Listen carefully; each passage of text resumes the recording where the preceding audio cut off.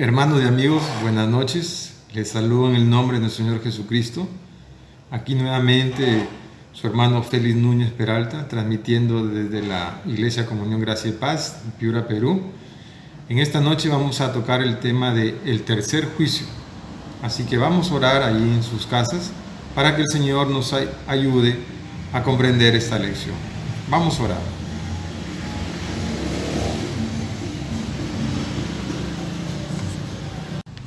Dice la palabra de Dios en Hebreos capítulo 9, versículos 27 al 28, y de la manera que está establecido para los hombres que mueran una sola vez, y después de esto el juicio, así también Cristo fue ofrecido una sola vez por los pecados de muchos, y aparecerá por segunda vez sin relación al pecado para salvar a los que le esperan. Entonces está determinado, y esto lo digo antes de desarrollar el estudio, esto está determinado para que todo ser humano muera. Todos los seres humanos vamos a morir y luego pasaremos al juicio de Dios. Todos pasaremos por un juicio. No hay forma de evadir el juicio, aunque lo neguemos existencialmente a través de la filosofía o aunque a través de un supuesto ateísmo nosotros no neguemos esa realidad. Lo cierto es que seremos juzgados todos los hombres. Así que todos seremos juzgados, aún la iglesia de Cristo. Dice en primera de Pedro 4:17 que es necesario que el juicio empiece por la casa de Dios. Y si el juicio empieza por la casa de Dios, dice, ¿qué será lo que les espera a aquellos que desobedecen el Evangelio de Cristo? Pero es evidente que todos seremos juzgados. Pero siempre hemos escuchado hablar de que hay un solo juicio. Pero ya hemos visto en relación con las clases pasadas, en donde estoy tratando de que tengamos una visión panorámica del reino de los cielos, hemos visto ya que hay dos juicios. El juicio del tribunal de Cristo a la iglesia y a los que Él ha salvado, a los que les predicó a los muertos antes cuando descendió al Hades, a los que vienen creyendo en Él desde que Él apareció en la tierra, y a todos los que quedemos vivos en el día del rapto, nos juzgará Jesucristo a través de su tribunal de Cristo. O sea, ese primer juicio es el juicio a la iglesia, porque así lo dice Pedro también en la cita que acabamos de leer. Y hemos visto un segundo juicio, que es el juicio a las naciones sobrevivientes post-Armagedón. Ese es el segundo juicio, también liderado por Jesucristo. Y hay un tercer juicio, que es el juicio del trono blanco, que también es ejecutado por Cristo y el Padre. Porque todos los juicios les han sido delegados a Jesucristo. Cristo va entonces a juzgar en estos tres juicios. Usualmente hemos siempre tenido la idea de que es un solo juicio, pero en realidad son tres juicios. Y eso es lo que vamos a hablar esta noche. Vamos a usar la cita bíblica que se encuentra en Apocalipsis capítulo 20, versículos del 1 al 5. Pero antes de entrar a esa cita es necesario que tengamos que explicar un poquito el tema del milenio para poder comprender qué es el juicio del trono blanco. Y para entender el milenio, que ya hemos explicado que consistirá en el reinado físico de Cristo en la tierra, con los santos de la iglesia que logren vencer y se encuentren fieles, con ellos descenderá a la tierra, y a los sobrevivientes los juzgará, a algunos los mandará de frente al infierno, y a otros los premiará por haber servido y serles fieles a los hijos de Cristo, a los más pequeños, como Él le dice, y les dará este premio, que es una vida larga, podríamos decir casi eterna, porque como se vivirá 1000 años, entonces las personas podrán vivir hasta 1000 años o 999, de la misma manera que los patriarcas, porque si ustedes se fijan, ninguno de los patriarcas vivió más de 1000 años, todos llegaron hasta un poco menos de 1000 años. Bueno, este milenio para los sobrevivientes será similar. Como demora 1000 años, entonces algunos llegarán casi a los 1000 años, serán casi eternos, pero finalmente también tendrán que morir para pasar por un juicio, porque ellos han sido solo premiados, pero no es que ya sean salvos eternamente. Lo podríamos ver como eterno el milenio, pero no es eterno. Tendrán hijos, harán lo mismo que hacemos nosotros, pero con esa bendición de Dios. Entonces es importante destacar este tema del milenio y comprender ¿qué es lo que nos quiere decir la palabra exactamente sobre esta porción o dispensación o tiempo en la que evolucionan los planes del Señor? En ese sentido, cuando vemos nosotros las profecías acerca del final de los tiempos, muchas veces se habla del milenio y del cielo y tierra nueva como si fuera una sola dispensación de tiempo. Pero en realidad hay que saber diferenciar milenio de lo que es cielo nuevo y tierra nueva. Así que vamos a Isaías capítulo 61, versículos 1 y siguientes, y la palabra de Dios dice así: El Espíritu de Jehová, el Señor, está sobre mí, porque me ungió Jehová, me ha enviado a predicar buenas nuevas a los abatidos, a vendar a los quebrantados de corazón, a publicar libertad a los cautivos y a los presos, apertura de la cárcel, a proclamar el año de la buena voluntad de Jehová y el día de venganza del Dios nuestro, a consolar a todos los enlutados. Recuerden que esta porción del Antiguo Testamento fue leído por Jesucristo en Nazaret, pero él se quedó solamente hasta la porción que dice el versículo 2, a proclamar el año de la buena voluntad de Jehová, y ahí se detuvo. Y dijo, y hoy día se ha cumplido esta profecía. Pero él no continuó con esta segunda parte que dice, y el día de venganza del Dios nuestro, porque si decía que eso se había cumplido hoy, ese mismo día, entonces estaría contradiciéndose. Jesús solamente estaba cumpliendo la primera etapa de esa profecía que habla Isaías, pero él habla en el sentido general, mezcla la primera venida de Cristo con la segunda venida de Cristo. Entonces hay que tener mucho cuidado en diferenciar las dispensaciones o los tiempos de la profecía, porque a veces se dicen juntas y nosotros podemos malinterpretar esas dos profecías juntas. Entonces esto hay que tener cuidado. Por eso vamos ahora a ver el capítulo 65 del mismo libro de Isaías, versículo 17, donde va a hablar de los cielos nuevos y tierras nuevas, pero además va a hablar del milenio.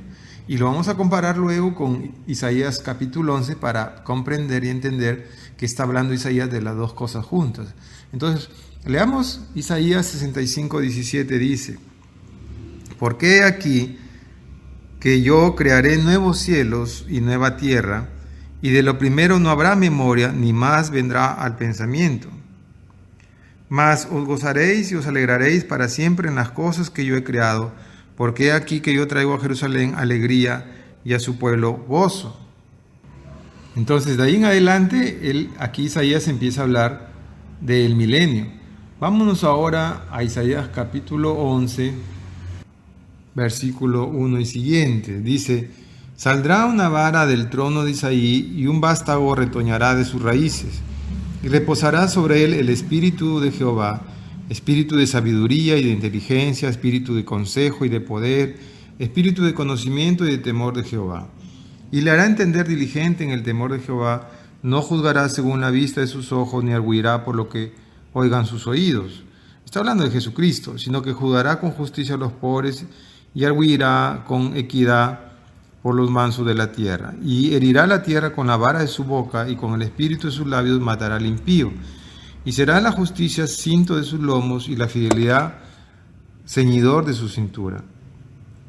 Y aquí sigue hablando del milenio. Morará el lobo con el cordero, y el leopardo con el cabrito se acostará, el becerro y el león y la bestia doméstica andarán juntos, y un niño los pastoreará.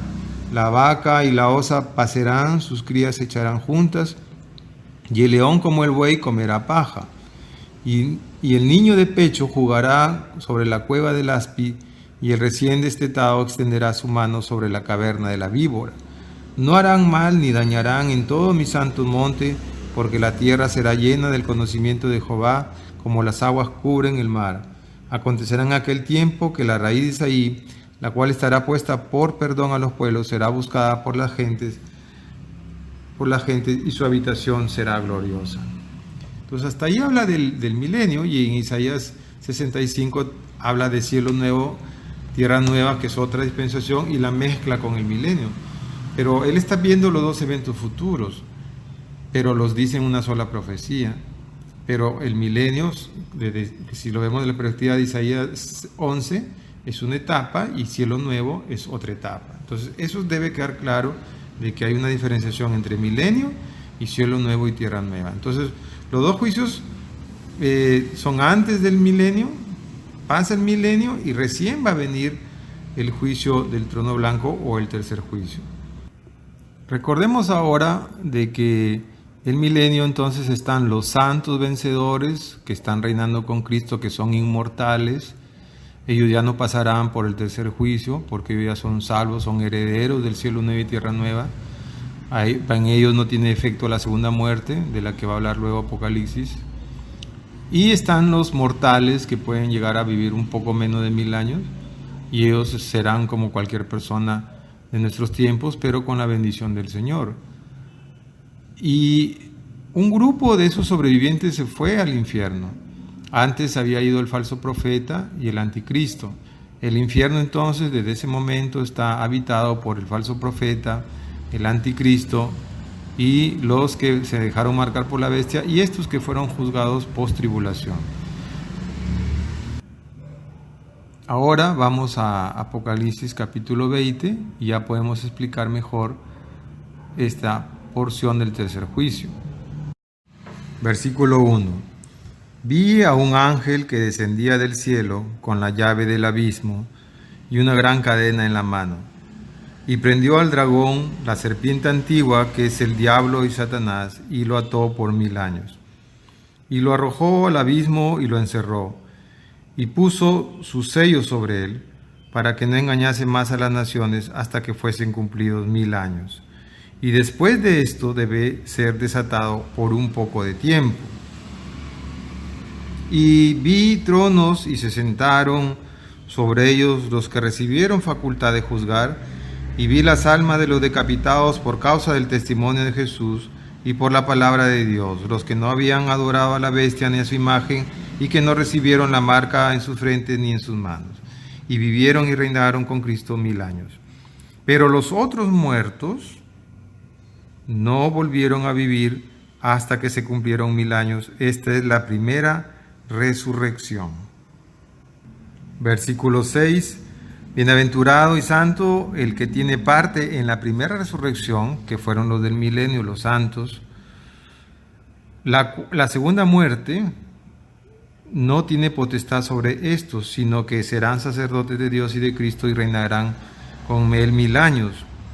Cuando los 1000 años se cumplan, Satanás será suelto de su prisión y saldrá a engañar a las naciones que están en los 4 ángulos de la tierra, a Gog y a Magog, a fin de reunirlos para la batalla, el número de los cuales era como la arena del mar. Y subieron sobre la anchura de la tierra y rodearon el campamento de los santos y la ciudad amada, y de Dios descendió fuego del cielo y los consumió. Y el diablo que los engañaba fue lanzado en un lugar de fuego y azufre, donde estaban la bestia y el falso profeta, y serán atormentados día y noche por los siglos de los siglos.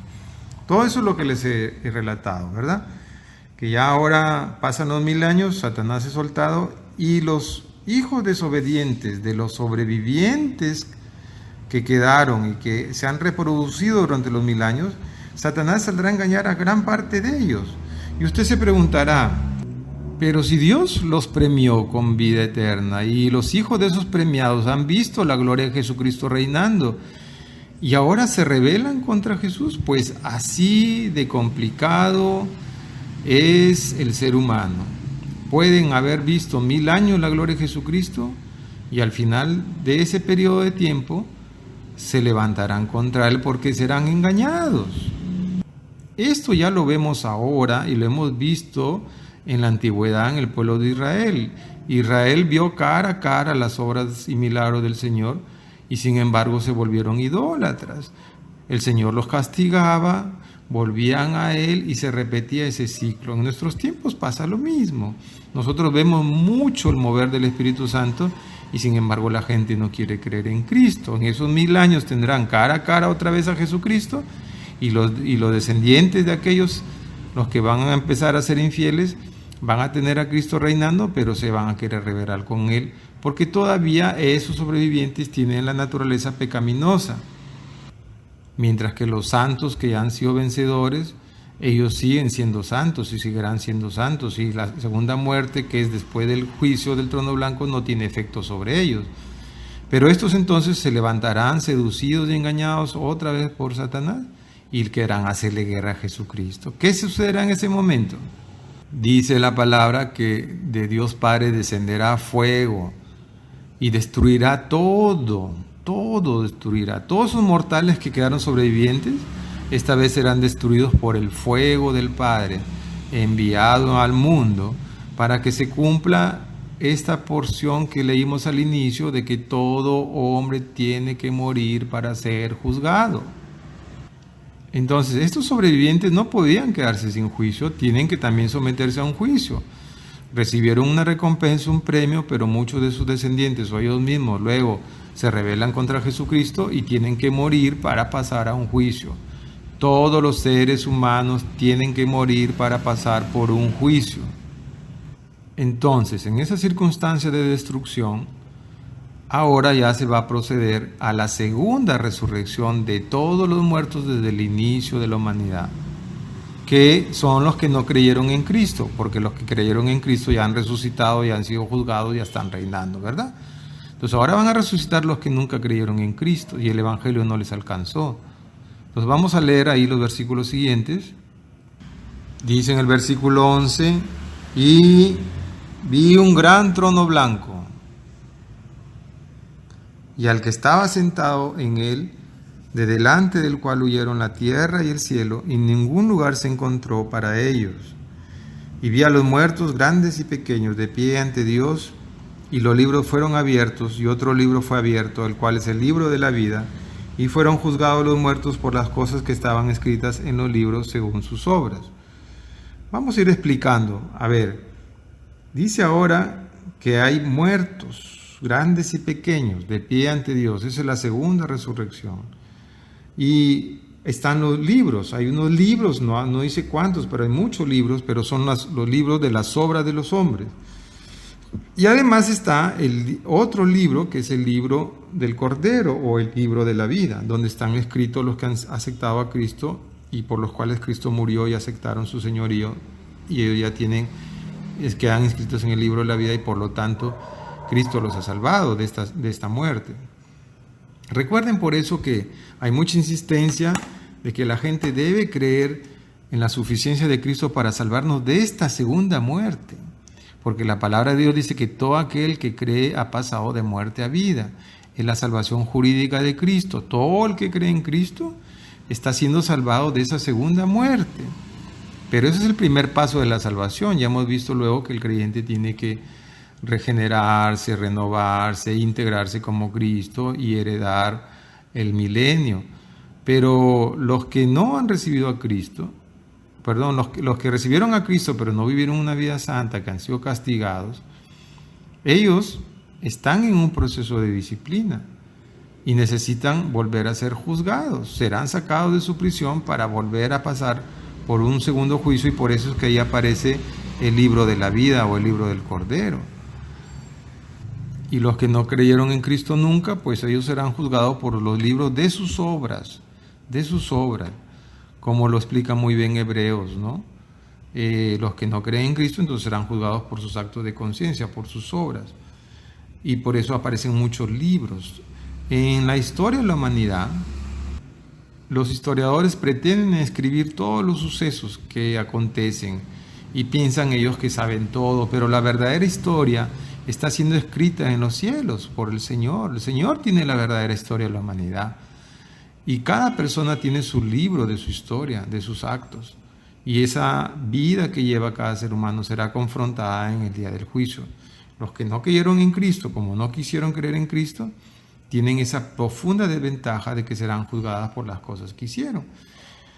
Y ahí está la respuesta para muchos que preguntan, ¿y aquellos que no nacieron en un hogar cristiano, que no le digo el evangelio? Pues todos ellos de distintas religiones, o que nunca le digo ninguna religión o ningún evangelio, pues tendrán que ser juzgados por sus obras, por sus actos. Y ahí aparecen sus actos para que sirva de juicio y se les enrostre todo lo que hicieron, sea bueno o sea malo. ¿Quién podrá sobrevivir a las rigurosas exigencias de Dios en cuanto a santidad? Pues serán muy pocos los que pasen este juicio, porque en realidad, como dice la palabra, aún nuestras buenas obras son trapos de inmundicia. Qué terrible es no tener como Salvador a Jesucristo. Y qué terrible es que la gente no entienda esto. Se van a evitar semejante lío en el día del trono blanco, aquellos que no han aceptado a Jesucristo. Vemos aquí también que aparece el trono. Pueden ver en sus casas en 1 Reyes capítulo 22, versículo 19, donde habla acerca de cómo es el trono de Dios. También ese mismo trono aparece en el capítulo 3, versículo 21 de Apocalipsis. También lo vemos en Juan 5, 22, donde dice textualmente: porque el Padre a nadie juzga, sino que todo el juicio dio al Hijo. Entonces ahí va a estar apareciendo Cristo, que ya apareció en los dos juicios anteriores, y ahora también Cristo tiene que aparecer en este juicio del trono blanco. También podemos ver acerca del trono en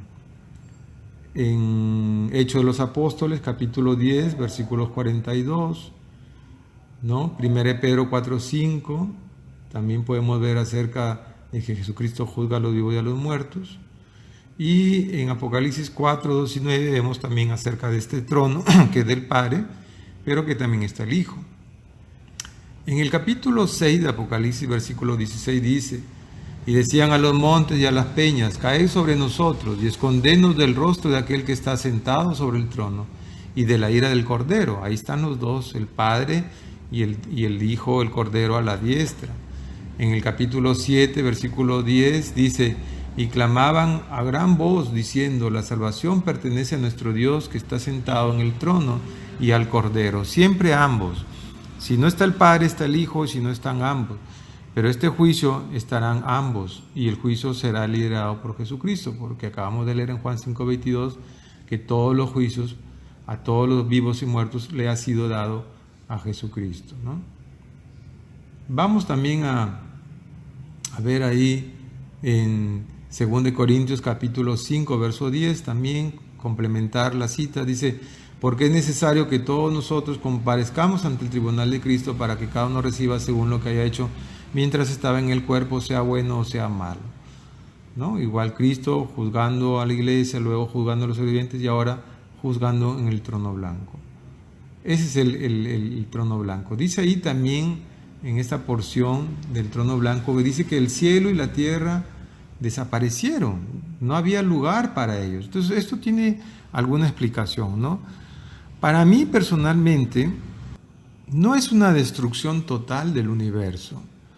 Es probable que aún la misma tierra sea destruida después de los 1000 años y que vayamos a un nuevo planeta, pero no es la destrucción total del universo. Recuerden que las profecías de Apocalipsis y tantas otras siempre están vistas desde la perspectiva de la tierra, y para nosotros los cielos es lo más inmediato al planeta, no es todo el universo.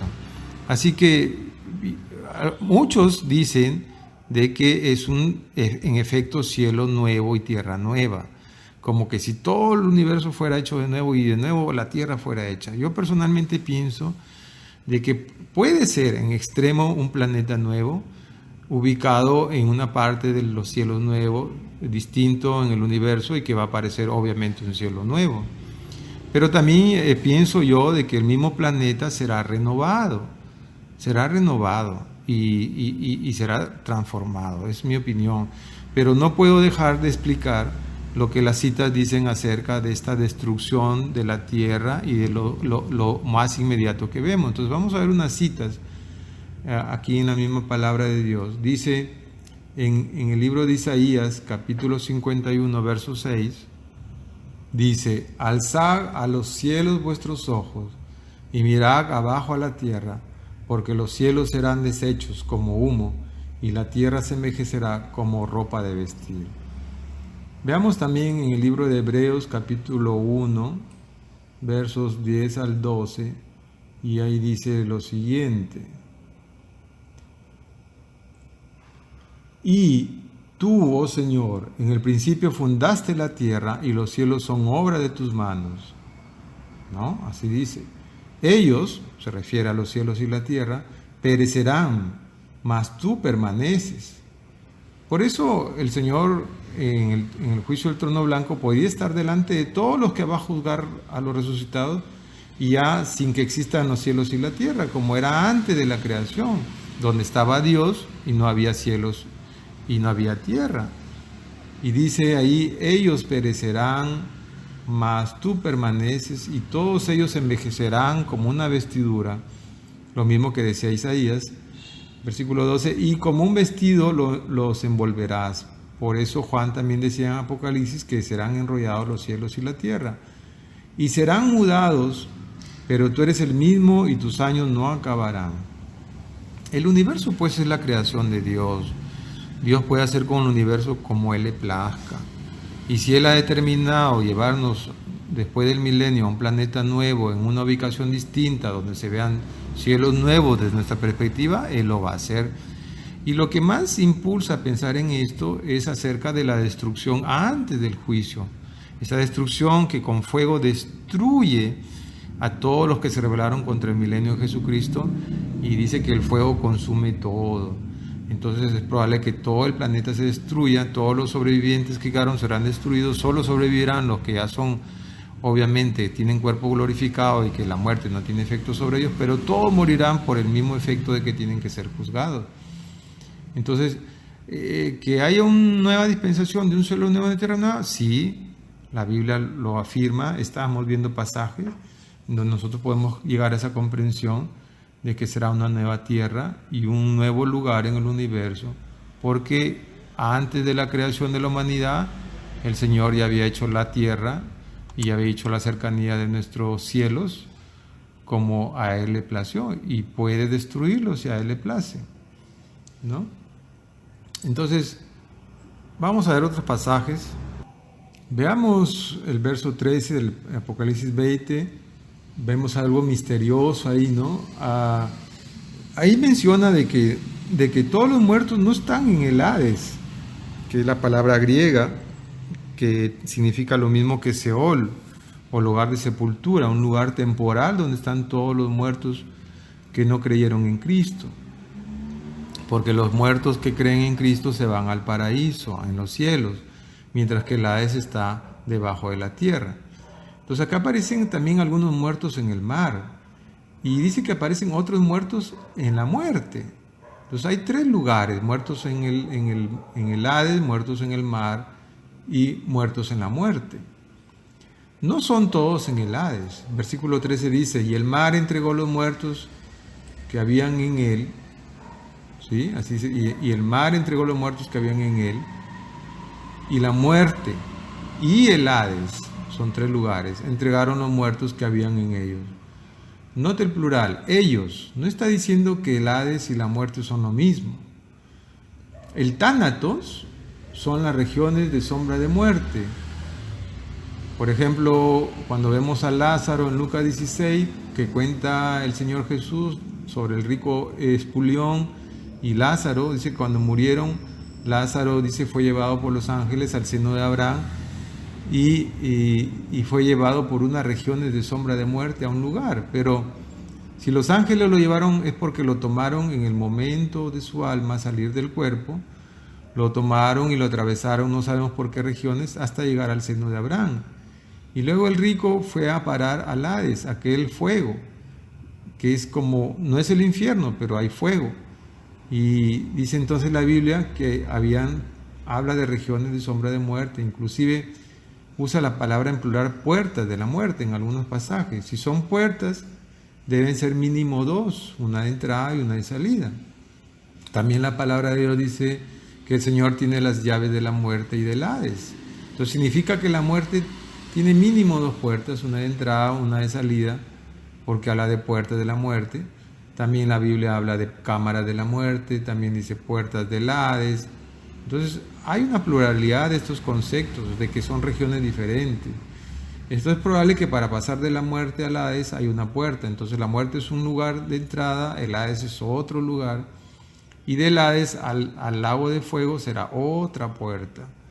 Entonces son regiones que van a entregar sus muertos, y el Señor es el que tiene la autoridad de todas estas puertas, ¿no? Así dice la palabra de Dios en Apocalipsis, que Él tiene las llaves de la vida y de la muerte y de las puertas del Hades. Entonces dice que había muertos en la muerte, muertos en el Hades y muertos en el mar, ¿no? Pero a veces uno piensa que están todos en un mismo lugar. Y entonces estos muertos fueron entregados para ser juzgados. esperaron mucho tiempo en el Hades para ser juzgados. Versículo 14 dice, y la muerte y el Hades fueron lanzados al lago de fuego. Ese lago de fuego es el griego Gehenna. Ahí vemos que este lago de fuego es distinto entonces del Hades, y mucha gente confunde, y esa parábola de Espulión la confunden, dicen que Espulión estaba en el infierno. No, en el infierno hasta ahora no hay nadie, son lugares diferentes. El Hades es transitorio, es como una prisión, un calabozo, esperando el juicio del juez. Ahí hay sufrimiento, hay tormento, pero no es eterno, es temporal. Entonces, ya tanto estos lugares dice que son destruidos, lanzados al lugar de fuego. ¿Por qué se habla de la muerte segunda? Porque la primera muerte es cuando nosotros morimos ahora. Esa es la primera muerte, la muerte biológica. Nuestra alma sale del cuerpo, el cuerpo vuelve al polvo, el alma queda viva como alma y el espíritu vuelve al Padre. Entonces es el alma la que va al paraíso, si estamos con el Señor, a descansar allá, y si no tenemos a Cristo nos vamos al Hades, a esperar la resurrección. Entonces, todas estas personas muertas que no tuvieron a Cristo y que murieron en pecado, tienen que ser juzgados en su cuerpo, en el mismo cuerpo que llevaron su pecado, por eso tienen que resucitar. Entonces, cuando en ese cuerpo y en esa alma resucitados ellos sean juzgados, entonces les sobrevendrá la segunda muerte en cuerpo y alma, que será la entrega al Gehenna, al infierno. Esa es la segunda muerte, con cuerpo resucitado y alma a sufrir eternamente. ¿Ya, hermanos? Entonces, eso es lo que tenemos que tener claro. Finalmente, ya hemos dicho que en versículo 15, y el que no se halló inscrito en el libro de la vida fue lanzado al agua de fuego. Ese libro de la vida es para los que quedaron castigados durante el milenio, que eran creyentes pero fueron infieles, se burlaron de Cristo, pensaron que Cristo iba a tardar, que la salvación jurídica ya me capacita para todo acto deliberado de pecado, y no buscaron la santidad. Entonces no serán destruidos por la promesa de Jesucristo de que la salvación de esta segunda muerte es firme jurídicamente y Él no falla a su palabra. Entonces por eso son librados de esa segunda muerte. Pero en el momento del juicio ellos obviamente pasaron un castigo, vuelven otra vez a entrar a este tercer juicio, y ahí tiene que aparecer el libro de la vida. Como están inscritos, entonces no pasarán a la segunda muerte. Ahí serán redimidos entonces de su castigo. Por eso a veces me atrevo a pensar de que la disciplina de los creyentes, siervos infieles, puede llegar hasta los 1000 años. Mientras los creyentes vencedores gobiernan 1000 años, los infieles sufrirán mucho tiempo. Es lo que yo opino, porque estos pasarán al segundo juicio. No sabemos cuándo cesará el castigo para aquellos, pero lo que da a entender esta porción de la palabra es que el libro de la vida está apareciendo para aquellos que fueron juzgados, castigados en el juicio de Cristo. Bien, hermano, este es entonces el juicio del trono blanco. Cristo encabezando el juicio porque se le delegó todo y juzgando a toda la humanidad. Todos los seres humanos pasaremos por juicio. La mejor opción para los que nos escuchan, creyentes y no creyentes, es que aceptemos a Cristo como nuestro Señor y Salvador y vivamos una vida fiel a Cristo. Porque, hermanos, tarde o temprano, todos nosotros moriremos en la primera muerte y seremos juzgados. Y si no tenemos a Cristo, entonces la segunda muerte nos hará daño. La segunda muerte es un sufrimiento eterno, destrucción total en cuerpo y mente. Qué terrible, hermanos, qué terrible. Pero es lo que la Biblia dice y es lo que tenemos que creer. Así que estamos a tiempo. Vamos a orar, hermanos, para terminar esta clase. Compartan con sus amigos, ayúdennos a entender lo terrible de estos juicios. Vamos a orar. Padre nuestro que estás en los cielos, te doy gracias por este estudio que nos aclara acerca de los juicios tuyos, Señor. Ayúdanos a comprender y a tomar muy en serio tu palabra, Señor. Y llénanos de tu presencia, Señor, y ruego por aquellos que aún no tienen a Cristo, que tú los salves. Si tú, amigo, no tienes a Cristo en tu corazón, en esta noche invoca su nombre. Acepta, Señor Jesucristo, en tu corazón. Dile, Señor, ven, yo quiero que tú seas mi Salvador. No quiero ir al segundo juicio, al tercer juicio. No quiero ir, Señor. Sálvame en el nombre de Cristo Jesús. Señor, gracias por este tiempo de estudio. Bendícenos y bendice a tu iglesia. En el nombre del Padre, del Hijo y del Espíritu Santo. Bien, hermanos, Dios los bendiga. Que la paz del Señor esté con nosotros. Y Dios mediante nos vemos el próximo miércoles. Dios los bendiga.